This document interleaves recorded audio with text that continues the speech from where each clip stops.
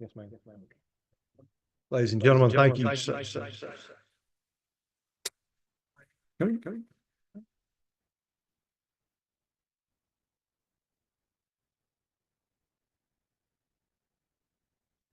All right. Technology works. It's a beautiful thing. Thank you all so much for being here today. I hear that it's kind of lonely in room 415, so I'm glad you all got our move to 506 today. We're going to try to move through the agenda. I know we have a couple of members of the subcommittee who are on their way up. We'll start with ERS. Jim Potvin is with us on Zoom, so we're going to ask him to present. Members of the committee, you should all have a copy of our track sheet here. Chairman Dickey, you good? Everybody's got one. Okay. Mr. Potvin, if you can hear us, the floor is yours, sir, and we are all ears. All right, I can hear you, and I greatly appreciate your flexibility with me today. I'm Jim Potvin. I'm the Executive Director for the Employees Retirement System of Georgia. We have 3 programs for which state funds are appropriated. 2 of them are the Georgia Military Pension Fund and the Public School Employees Retirement System. These are the required actuarial contributions, what we refer to as the ADEC, and we have no changes from the original budget last year. So I'll direct your attention to the System Administration program, where there is a change in the amount of just under $500 million. This refers to the second of installments. The first one was made in fiscal year 24 to essentially pay down some of the unfunded liability in the employees' retirement system. Each one of these $500 million installments reduces directly the funded liability by almost 10%. So our funding ratio, which is the ratio of assets to liabilities in the system, our funded ratio directly improves by 2.5% upon receipt of the $500 million. We have not received a valuation since the first installment was received. So all I can give you is an estimate, but I do expect that we will see an improvement overall in our funded ratio from the 72% that we had in FY23 to about the 75 or 76% range. The stated objective of this is to get us to an 80% funded ratio as quickly as possible, so that the formula that is used to calculate COLAs would sort of automatically improve as a result of that. The second installment that is planned in the FY24, that's proposed in the FY24, would get us very close to that 80% level. We have some investment tailwinds from the past couple of years. We've had 2 straight years of double-digit returns, and this year we're at about 7.2%, 7 months through the year. So we're doing pretty well on investments. Hopefully we can keep that going for a few more months and have another good year, which will also help. And I'll be happy to take any questions if there are any from the committee. Committee members, do you have any questions? Again, page 5 of your tracking sheet. Seeing none, Mr. Potvin, thank you very much. I appreciate it. Again, thank you for your flexibility. Absolutely. Yes, sir. We'll see you again soon. Chairman Jones, you've got paperwork. You're good? Okay, just making sure. Next up, Commissioner Jacobs from DeKalb, if you will, join us at the podium, wherever, seat. The floor is yours.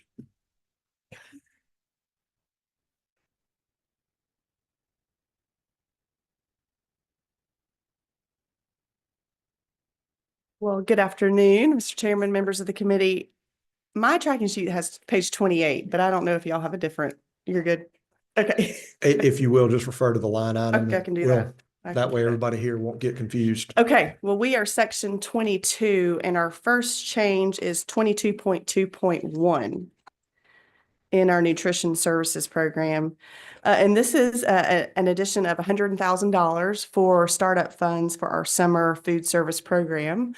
We call that Happy Helpings. You might recall this from last year. $100,000 was added in the amended budget last year for us to recruit more sponsors and nonprofits to help us serve those meals during the summer when school is out. One of the barriers to some of our nonprofits coming on board with us is they don't have enough money for startup. So for equipment and coolers and even to get some staff on board.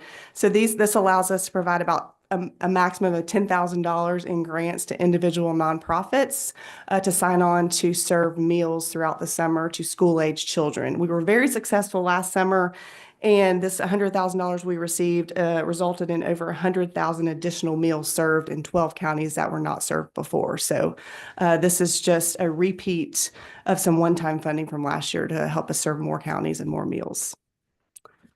Our next item is in the pre-K program 22.3.1. The first item is an increase of $7.4 million to increase funds to provide salary parity for our Georgia pre-K teachers to move them to the State Board of Education salary schedule. You may remember as part of the House Working Group on Early Ed last year, one of the many recommendations that you all supported was moving our pre-K teachers to the T&E K-12 scale, which funding was provided.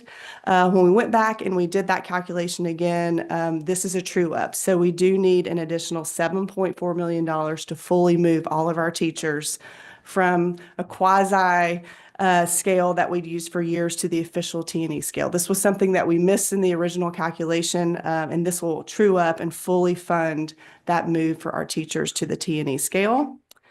And then the last item is 22.3.2. The governor is allowing us with a yes item to use some existing funds to finish up and pay for the development of our new pre-K management system.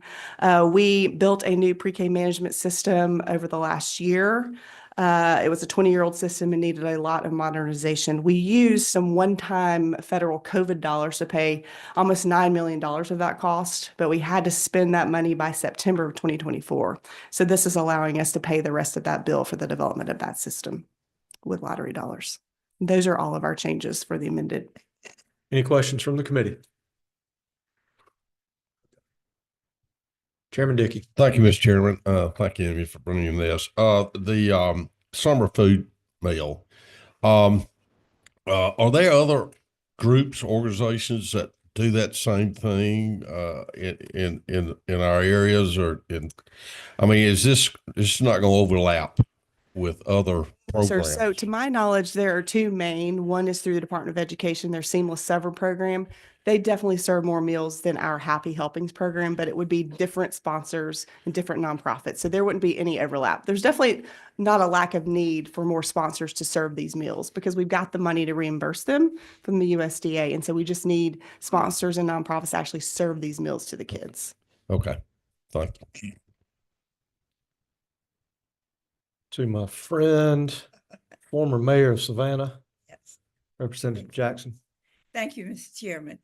What I would like to know is how are you selecting these agencies? Because I know in our city, we had the food bank, then you have agencies like EOA Economic Development Authority, but there are also some other areas like within our churches, within the schools. So how do you go about selecting some of this in order to get everybody served? So we will As many definitely people- target, I'm sorry, were you finished? I'm sorry. I'm sorry. Okay.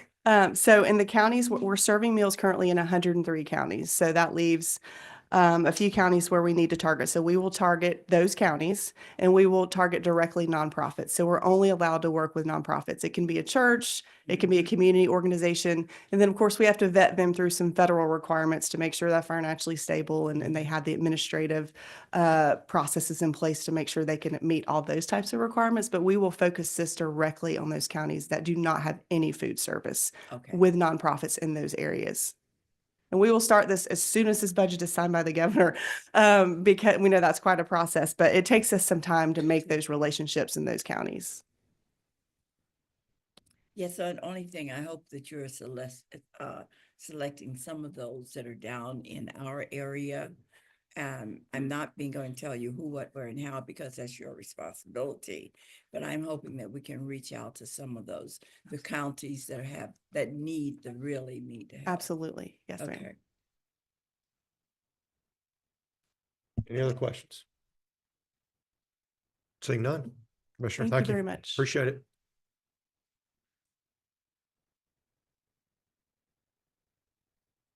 Next up, GOSA, Director Hawkins, if you will join us, sit, stand, dance.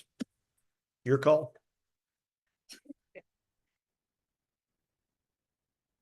Okay, for amended, we started 27.11. And I have Stephen Pruitt here, President of SREB, if you have any questions, because the only change for the amended budget is an infusion of 160,000. And that's for a regional crisis recovery network in partnership with SREB and the other 15 states in that network to provide student mental health in response to significant public safety or natural disaster. That's really all I know, except that there's intensive counseling training, and we'll talk about that in FY26. But if you have questions, Stephen's here. Well, thank you for mentioning that. And as someone who has served on SREB's board, if you're not familiar with this organization, please familiarize yourself with that. We have a great tie here in Georgia with our governor, having I would say, a small role in that. Just a small board chair. Chair, small role.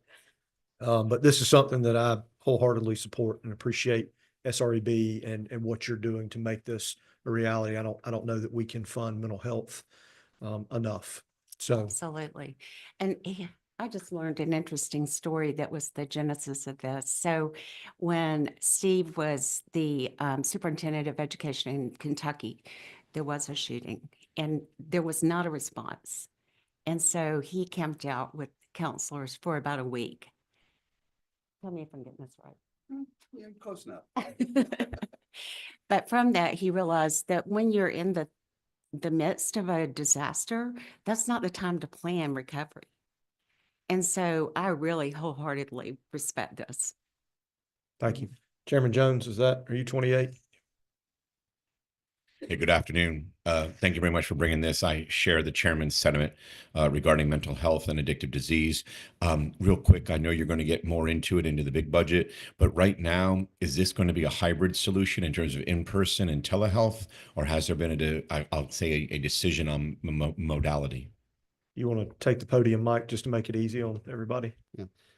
Thank you, Mr. Chair, and thank you for your question. So this is really stabilization and psychological first aid. So when there is a significant event, such as a natural disaster or a school shooting, the goal is to have 650 counselors across our 16 states that could be deployed for up to 10 days at a time to provide that stabilization for that school district or that college. So it's not so much about telehealth. It's actually about putting people on the ground. The funding is actually for the training itself. SREB is actually using our own money we will be covering all the expenses for travel, room, and board for anybody that's deployed to an area. But they'll all be employed by the local school district or by the local college or by their local college. Thank you. Thank you, Mr. Chairman.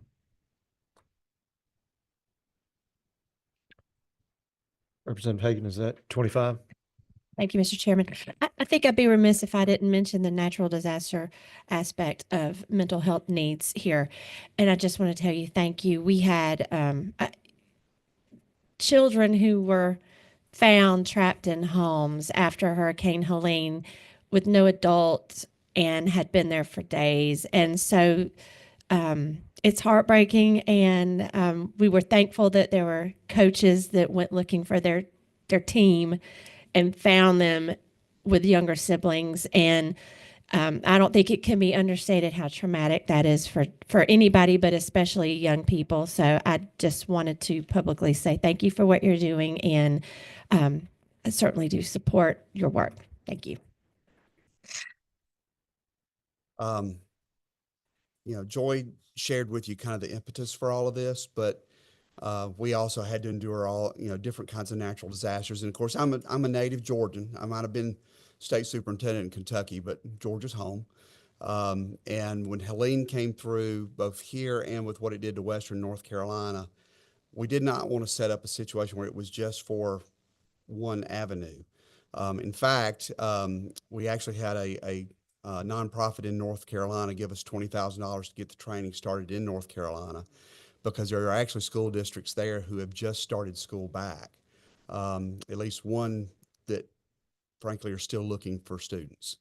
And so that actually will probably be our first deployment, is to help one or two of the Western North Carolina districts, because you're right. It's an incredible weight on those communities, especially rural communities. Thank you again for being here. Any other questions? Seeing none. Thank you both. Appreciate it. On to 27.11 of the FY26 budget, which is, We're just going to stick That's with it. amended today. You All get right. off easy. thank Make it. you. You get to come back and dance next time though, okay? Small. Small ask. Small ask. Okay. Thank you again for being here. Mr. Roan, if you will, please join us. Same thing, wherever you're most comfortable.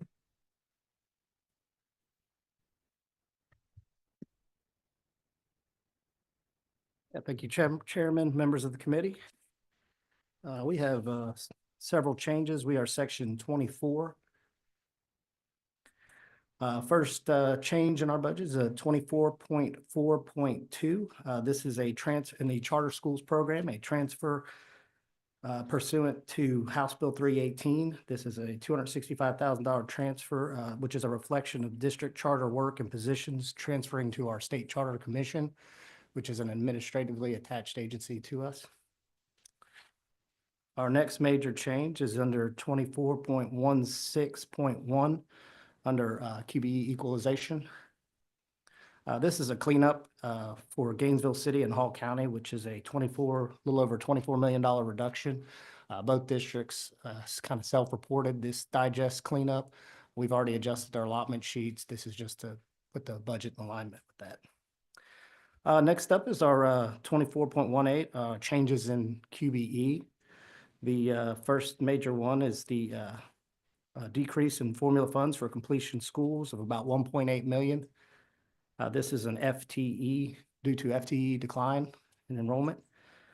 We also have increase in formula funds for the midterm adjustment based on enrollment growth. I didn't get to do the joint presentation, but we had about 1,308 new FTEs to the state this year, or an increase. Many of those were similar to the previous several years, which were increases in the high cost programs such as gifted, ESOL, special ed, and those type categories.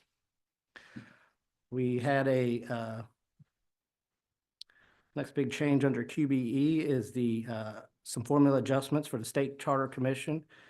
T&E, that's $12 million, or I'm sorry, that's $5 million. We had an increase in formula funds for the State Commission Charter School Supplement of a little about 13 million. And these are just regular formula ones, each amended. In 24.18.8, we have an increase in funds for the special needs scholarship. It's got about 12.4 million. We've been kind of in communication with your budget office. We actually need about 13.2 million. So we'll be asking for about 700,000 to 800,000 additional dollars based on our second quarter payment in order to make that program whole. Next up, we're very excited about 24.22, the school security grant. This is to provide funds for security grants in an amount of $21,635 per school system, which comes out to about $50 million for our districts. This is my understanding that this grant will work similar to the FY23 grant as a reimbursement grant, and is one time, so it will run in conjunction with the 109 million that we got in the 25 base, but that is more of a formula that's sent out monthly. Next change is in actually the State Charter School Commission, 24.23.2. You'll see about $610,000 addition there. 265,000 is the transfer from the Department of Education's, and then the 344,000 is my understanding that was the commission working with the governor's office on needing some funds to get the program started. I believe there's a transition to lower that fund amount in 26 and then eventually to not need those additional funds. Under 24.25, Technology and career ed, we have a $95,000 adjustment to provide funds for 2 full-time, 2 part-time positions to continue our Great Promise Partnership Program.